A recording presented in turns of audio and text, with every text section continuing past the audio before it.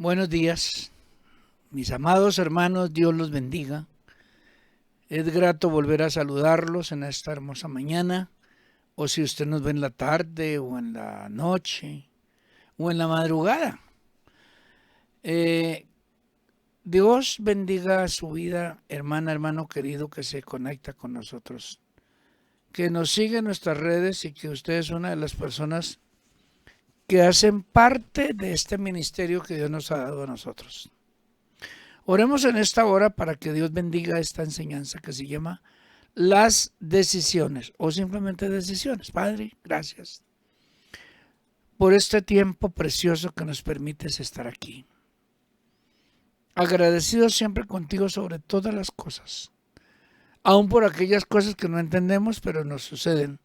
Y es porque tú lo permites para fortalecernos a nosotros y para que podamos realmente ser capaces de tomar decisiones en un momento crucial, en un momento difícil, o también en un momento de felicidad, en momentos de alegría. En esta hora, Padre, tomamos tu santa y preciosa palabra. Llénanos con esa gracia divina y trae el poder del Espíritu Santo para que nos dé sabiduría, entendimiento de la palabra.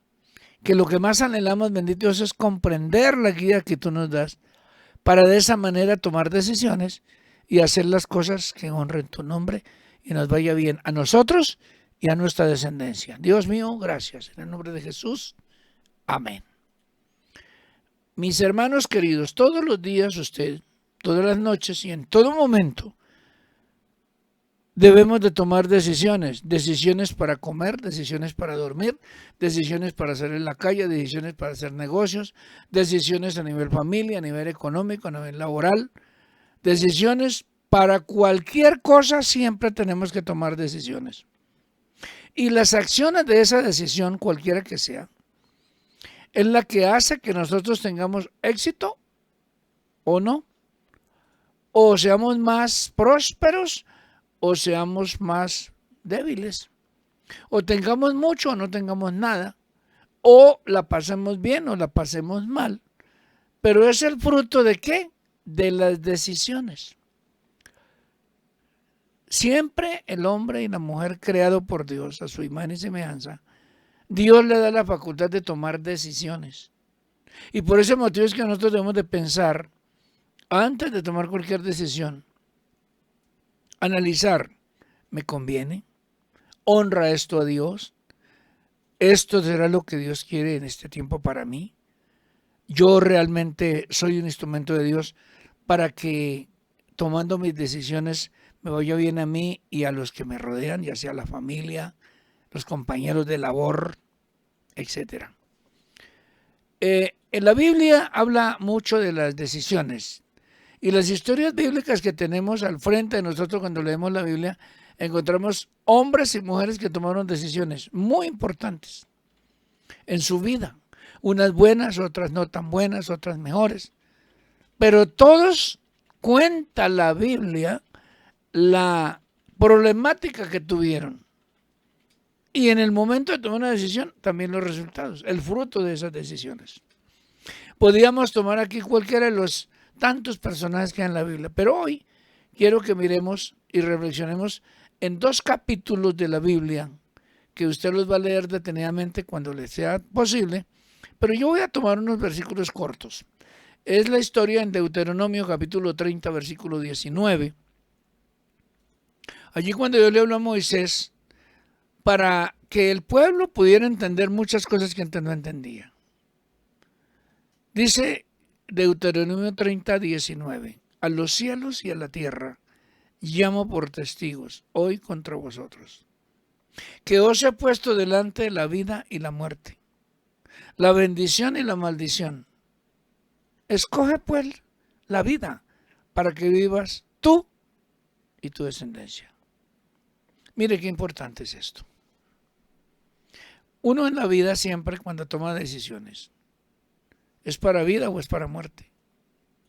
¿Es para bendición o es para maldición?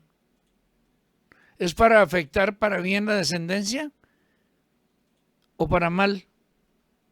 Entonces tenemos que reconocer que la decisión crucial y determinante en la vida de todo ser humano es recibir o rechazar la ayuda de Dios. Nuestro Dios nos da por medio de su santa palabra la guía. Y a través de esa preciosa palabra nos da la enseñanza de que Jesús, el Señor, nos da a nosotros el privilegio de ser salvos. Pero cada quien toma la decisión de hacerlo o no. Y eso afecta para bien o para mal la familia. ¿Qué piensa usted? Entonces, lastimosamente, millones de personas en el mundo toman la decisión de rechazar la invitación de nuestro Señor Jesucristo para salvación. Y seguramente no reconocen que esa decisión traerá muerte y condenación eterna para su vida.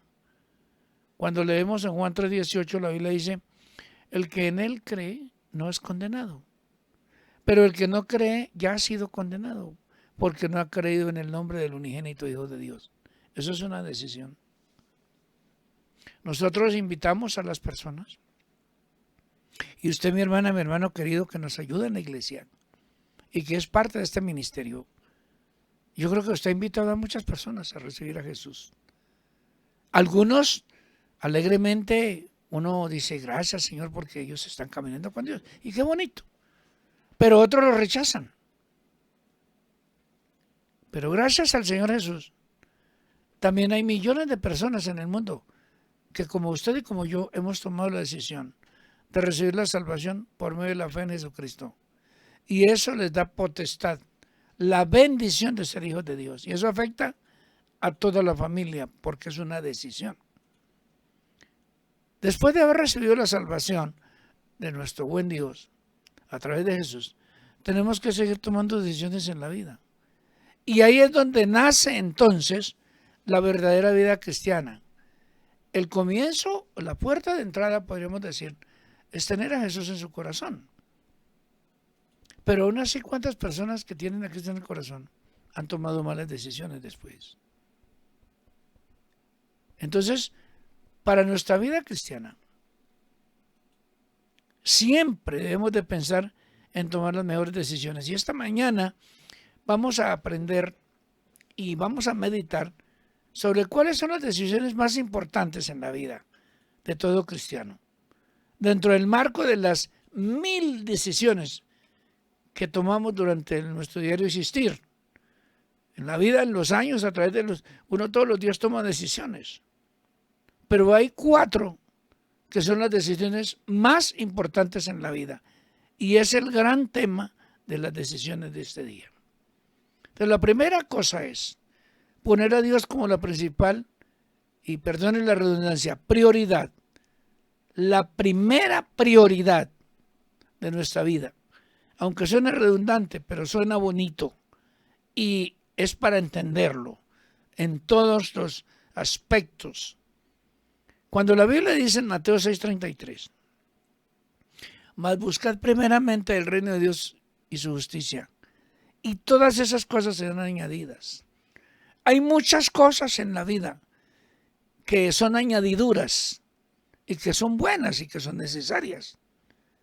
Pero qué bonito que antes de las añadiduras, esas que son buenas, que adornan nuestra vida y nuestra familia, nuestro trabajo, nuestra labor, busquemos primeramente a Dios y la justicia de Dios. No solamente a Dios, sino la justicia de Dios, que seamos justos. Y todas esas cosas que a usted se le ocurran y las grandes bendiciones de Dios vienen para cada uno. Entonces, si verdaderamente queremos tener una vida bendecida, respaldada y agradable al Señor, tenemos que decidir poner a nuestro Dios como la principal prioridad, el número 1 en nuestra vida. El Señor tiene que ser lo principal de nuestra agenda diaria, de nuestro horario de cada una de las 24 horas de nuestro diario vivir y su noche. Es decir que debemos nosotros decir, bueno, ¿cómo es mi agenda en el diario vivir, en la semana? ¿Sí? y dentro de la agenda usted dice, no, el domingo congregarme en la iglesia. Eso es una prioridad para demostrarme a mí mismo y a mis hermanos en Cristo, y también demostrarle a Dios que realmente Él es mi prioridad. El Señor tiene que ser lo principal de nuestra agenda semanal. Y nuestro tiempo con Dios no tiene que depender de nuestros otros compromisos. No tiene que depender de que si me queda tiempo voy a la iglesia. No. Hebreos dice, no dejando de congregarnos como algunos tienen por costumbre, sino exhortándonos y tanto más cuando ves que alguien se acerca. Entonces el Señor tiene que ser lo principal en nuestro presupuesto familiar también. Nuestros diezmos, nuestras ofrendas. Tiene que ser lo primero que apartemos cuando organicemos nuestros gastos personales y familiares. Entonces el domingo a la iglesia, o cada vez que haya una reunión en la iglesia, yo debo estar ahí porque me interesa y mi agenda tiene que estar así. Mi economía la organizo con base en lo que Dios me ha dado. Cuando la Biblia dice honra a Jehová con tus bienes y con los primeros de todos tus frutos, eso quiere decir que yo tengo que como prioridad decir gracias Señor porque yo tengo esto, porque Dios me lo ha dado. Entonces el hacer la voluntad de nuestro Dios tiene que ser lo principal cuando hacemos planes y proyectos para nuestra vida. Es decir, reconocerlo en todos nuestros caminos. Reconocerlo que Él dice que enderezará nuestro caminar y no avanzar si no estamos seguros de que Dios irá con nosotros. Moisés, en el capítulo 33 de Éxodo, versículo 15 dice, y Moisés respondió, si tu presencia no ha de ir conmigo, no nos saque de aquí. Y qué bonito que podamos aprender. Entonces la primera cosa es hacer de Dios nuestra principal prioridad. Eso se llama decisión de un cristiano.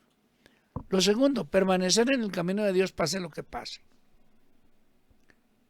Mire, cuando uno lee 24:15 de Josué 24:15, la Biblia dice, y si mal os parece servir a Jehová, escogeos hoy a quien serváis.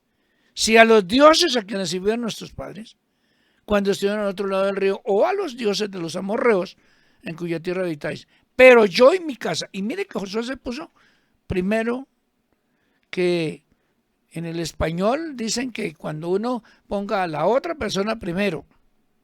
Pero en este caso, la Biblia declara y Josué declaró, yo, primero yo y mi casa serviremos al Señor. Entonces, permanecer en el camino de Dios, pase lo que pase. Tenemos que saber que caminar y permanecer en el camino de Dios no es algo fácil, pero verdaderamente es algo que vale la pena. Es la mejor decisión que podemos tomar en nuestra diaria vivencia. Decidir permanecer en el camino de Dios nos muestra que realmente, o demostramos a nosotros mismos que realmente nos interesa la vida cristiana. Decidir permanecer en el camino de Dios, pase lo que pase, es una decisión de valientes. Pues la palabra de Dios nos muestra lo que seguramente por causa del Señor podemos enfrentar. Primero, rechazo y conflicto en nuestra familia. Cuando uno lee, y a veces me pongo a pensar en ese capítulo 10 de Mateo, versículo 34 al 37, cuando la Biblia dice, el Señor dijo, no penséis que he venido a traer paz en la tierra. No he venido para traer paz, sino espada. Porque he venido para poner en disensión al hombre con su padre, a la hija contra su madre, a la nuera contra su suegra, y los enemigos del hombre serán los de su casa. El que ama a padre o a madre más que a mí, no es digno de mí. El que ama a hijo o a hija más que a mí, no es digno de mí. Eso para hacernos entender y reflexionar quizá lo que dijimos arriba. Primero Dios, porque al fin y al cabo cada uno, tanto nuestros padres como nuestros hijos, un día nos van a dejar o nosotros vamos a dejar a ellos, pero Dios no. Ellos se van a quitar de nuestro camino, pero Dios no. Entonces Jesús le estaba haciendo entender a este pueblo eso, que normalmente sería rechazado y habría conflicto en la familia. Y hoy no es así. Ahora, una segunda cosa que le vean críticas y burlas de las personas. Basta al discípulo ser como su maestro y al siervo como su señor, dice Mateo 10:25. Entonces, si al padre de familia lo llaman Beelzebú, ¿cuánto más a los de su casa? Si al padre de familia le dicen, es que usted es un cristianito, no sé qué, no se preocupen. ¿A quién?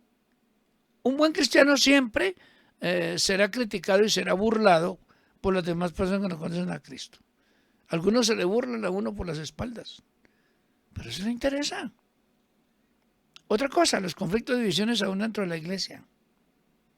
Feo esto que estoy diciendo, pero la Biblia lo dice y es verdad.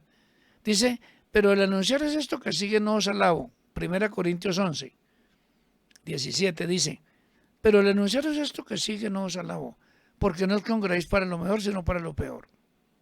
Y el 18 termina diciendo, pues en primer lugar, cuando os reunís como iglesia, oigo que hay entre vosotros divisiones y en parte lo creo. Está hablando de la cena, que unos comían y otros no, que unos traían comida abundante y otros tenían poquito. Entonces había divisiones en eso.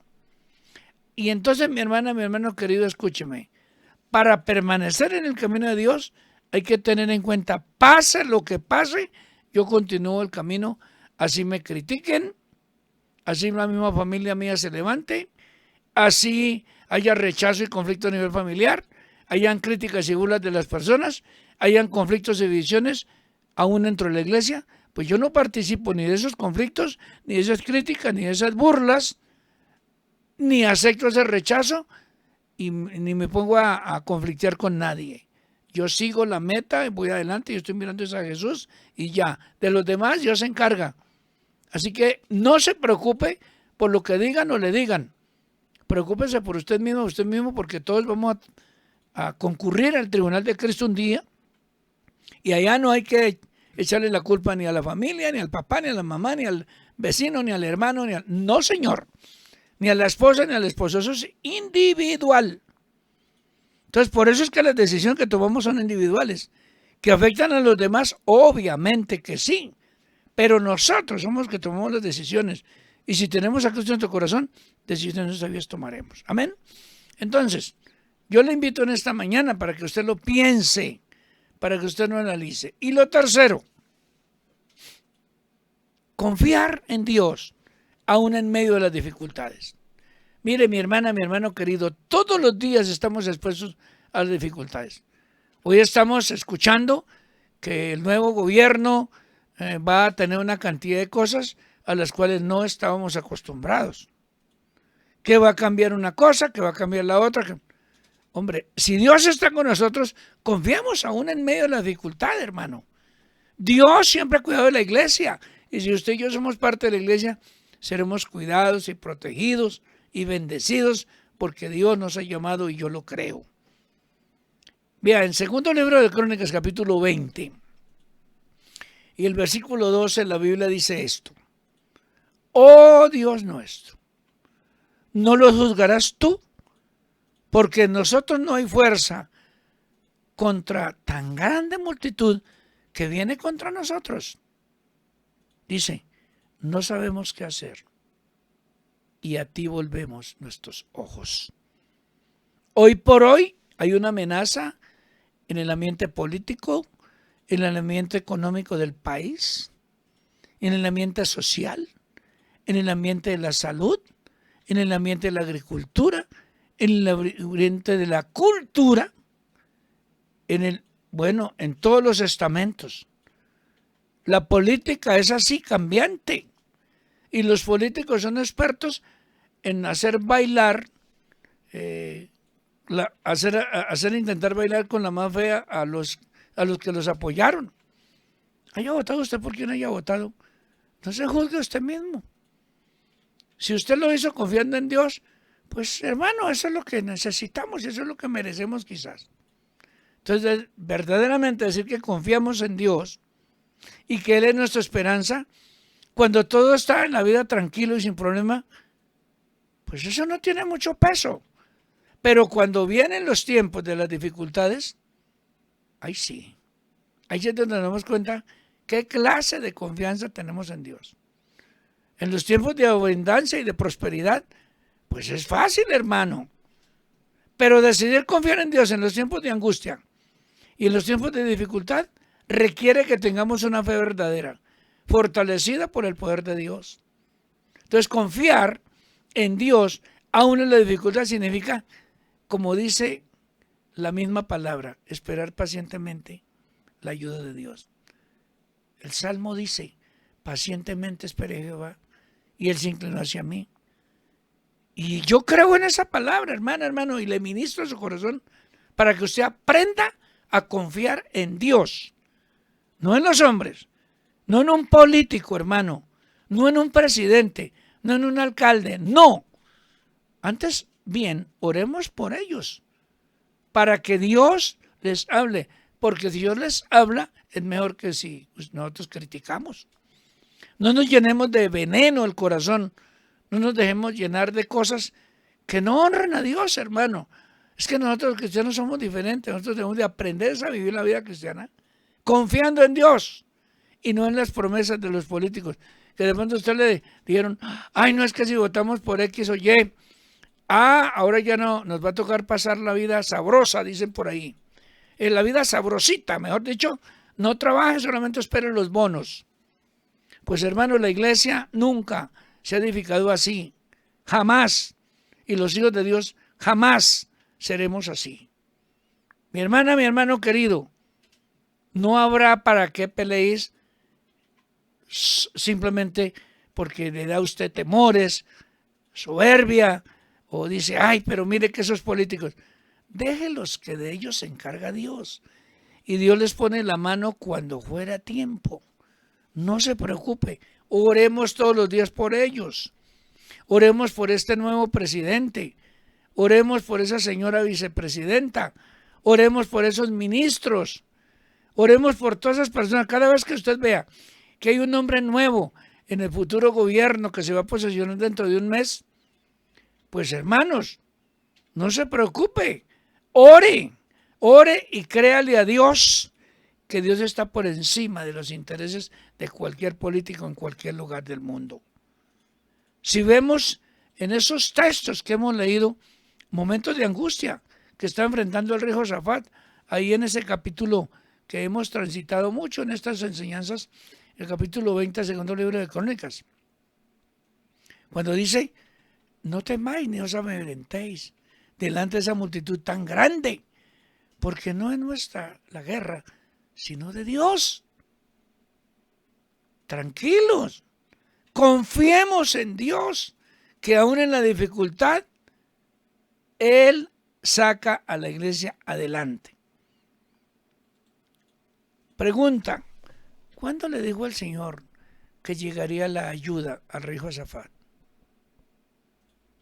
¿Cuándo le daría la victoria?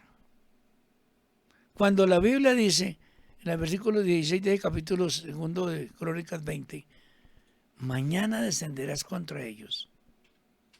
Dice, mañana descenderéis contra ellos. He aquí que ellos subirán por la cuesta de Cis y los llevaréis junto al arroyo ante el desierto de Jeruel. No habrá para qué peleéis contra. No, dice, no habrá, versículo 17, para qué peleéis vosotros en este caso. Dice, paraos, estad quietos y ve la salvación de Jehová con vosotros. Entonces, usted no me ponga a pelear, hermano. Yo creo que ya es suficiente con las peleas que hemos casado por esas redes sociales, que no me gusta esto, que no me gusta lo otro. No, bajémosle al tono ya. Mañana, ese mañana que Dios le dijo a Josafat, nos demuestra que decidir confiar en Dios requiere de nosotros paciencia, mucha fe. Decidir confiar en Dios, aún en medio de la dificultad, significa adorar al Señor con más vehemencia que antes, servirle con más amor que al principio, porque somos de Dios. Y eso nos ayuda a nuestra humana debilidad. Pero si usted podría llorar, a decir, no voy a comer, a no ser que ayune, con otro propósito, pero que usted diga, no, es que no tengo apetito, no, ya ni me baño, ni me cambio, ni me visto, ni nada, porque es que, no, esto como que ya es el tiempo final. El tiempo final no ha llegado. Puede que llegue esta noche. Puede que llegue mañana. Puede demorarse 1000 días. Puede terminar esta generación o 10 generaciones más. Es el tiempo para confiar en Dios. Decidir confiar en Dios, aún en medio de dificultad, es adorarle. Aun cuando nuestro ser interior quisiera quejarse o murmurar. No. Mire, hay un ejemplo en Hechos 16, 23 y 25. Dice, mire lo que están pasando aquí los discípulos de Jesús, Pablo y Silas. Dice, después de haberlos azotado mucho, los echaron en la cárcel, mandando al carcelero que los guardase con seguridad, el cual, recibido este mandato, los metió en el calabozo de más adentro y les aseguró los pies en el cepo. Es decir, los amarró. Pero a medianoche, dice el versículo 25, Hechos 16, orando Pablo y Silas, cantaban himnos a Dios y los presos los oían. ¿Y sabe lo que sigue después? Dios envió un ángel, rompió esas cadenas y quedaron libres. Pero tenemos que saber entonces que cuando decidimos adorar a nuestro Dios, aún en medio de la dificultad, podemos esperar maravilla de parte de Dios. El Señor no es indiferente a un corazón que lo adora, aún en los momentos de dolor y de angustia. Él hace cosas maravillosas. ¿Cuántas veces Dios nos ha consolado en medio de la aflicción? Ahí el versículo 26 de ese mismo Hechos 16 dice, entonces sobrevino de repente un gran terremoto, de la manera que los cimientos de la cárcel se sacudían, y al instante se abrieron todas las puertas y las cadenas de todos se soltaron. Es que ante el poder de Dios, en un pueblo que cree, que tiene fe, que confía realmente, no hay poder humano, ni diabólico, ni ningún imperio que quiera quitar la bendición de Dios. Y una cuarta cosa, hay que aprender a obedecer a Dios aun cuando no lo comprendamos todo. ¿Se acuerda ese pasaje de echar la red de Mateo, de Lucas? Lucas más fácil, Lucas 5. Cuando se acercó Jesús a Simón y él le comenta que no han pescado nada, que han pasado toda la noche colando agua y nada, ni uno siquiera. Toda la noche, expertos pescadores. En el versículo 5, capítulo 5 de Lucas, 5:5, dice, respondiendo Simón le dijo, maestro, toda la noche hemos estado trabajando y nada hemos pescado. Pero dice, ese punto y coma, que como me gusta a mí, dice, mas en tu palabra echaré la red. Eso se llama obediencia, hermano. Cuando Dios le ordena a usted y a mí algo, obedezcamos, hermano. La obediencia tiene que ver directamente con nuestra capacidad de razonar. Escúcheme lo siguiente. Normalmente, nuestro cerebro obedece a lo que parece razonable, ¿cierto? A lo que comprendemos, a lo que no parece arriesgado para nuestra vida, a eso obedece. Y eso se llama obediencia humana. Eso que se llama la fe, la obediencia a Dios por fe es diferente. Es por eso que la obediencia a Dios no depende de nuestra razón, no depende de algo que uno diga, ¿será que sí? ¿Será que no? No, simplemente yo obedezco y no depende de nuestra razón, sino de nuestra fe, en quien hemos creído, según lo que aprendimos arriba de la confianza, ¿no? No depende de lo que vemos, sino de lo que creemos. No depende de lo que oímos, depende de lo que creemos. No depende de lo que sentimos, sino de lo que creemos. Y eso es lo que hace que uno tenga la obediencia a Dios sin refunfuñar, sin ponerle peros. Es decir, que nuestra obediencia a Dios Muchas veces a las personas les parece una locura, pues no comprenden, pero aún ellos, o quizás aún nosotros, no comprenderemos porque el Señor nos dice que hagamos algo. Nosotros tenemos que decidir obedecer y hacer la voluntad de Dios antes que la de los hombres, aunque tengamos críticas. ¿Por qué hace eso?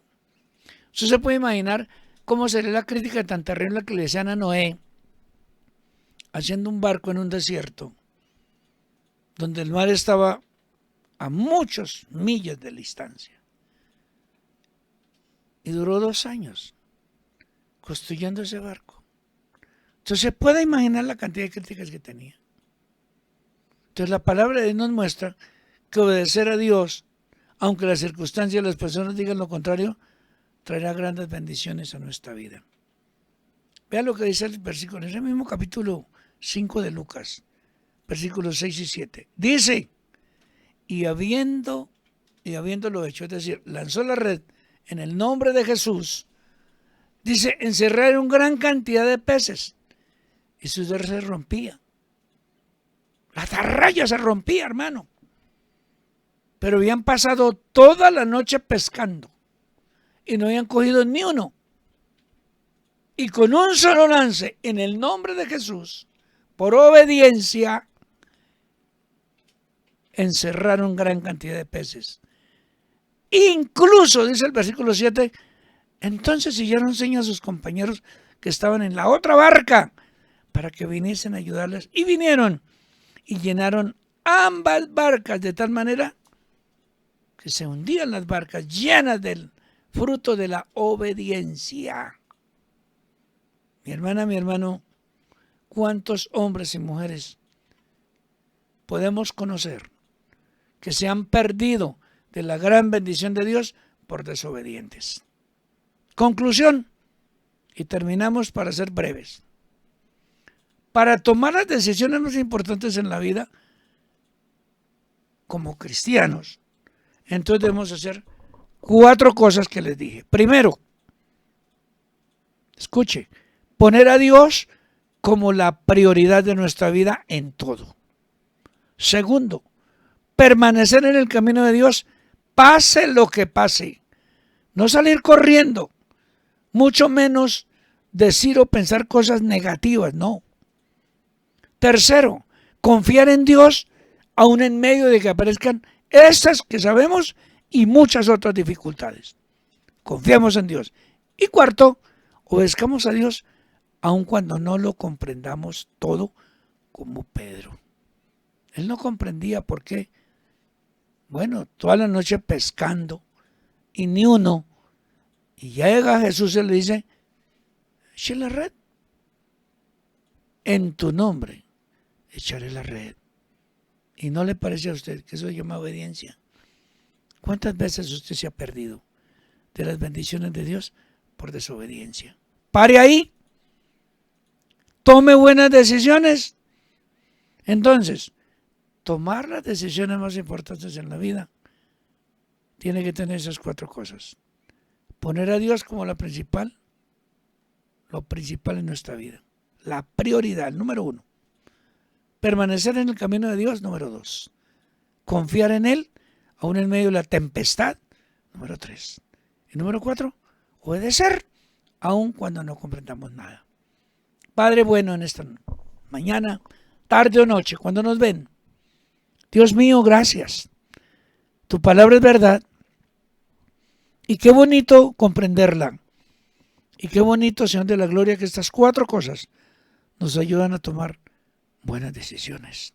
Dios bueno, derrama de tu gracia infinita en esta hora y haz que cada uno de nuestros hermanos que se conectan, que se han conectado y que se conectarán, reciban esta palabra, la pongan en práctica y de esa manera podamos juntos tomar buenas decisiones.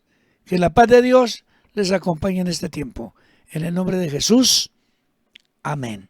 Mi hermana, mi hermano, un abrazo grande para todos. Y no olvide siempre tomar buenas decisiones. Y Dios le bendecirá a usted y a toda su descendencia. Dios les bendiga. Buenos días.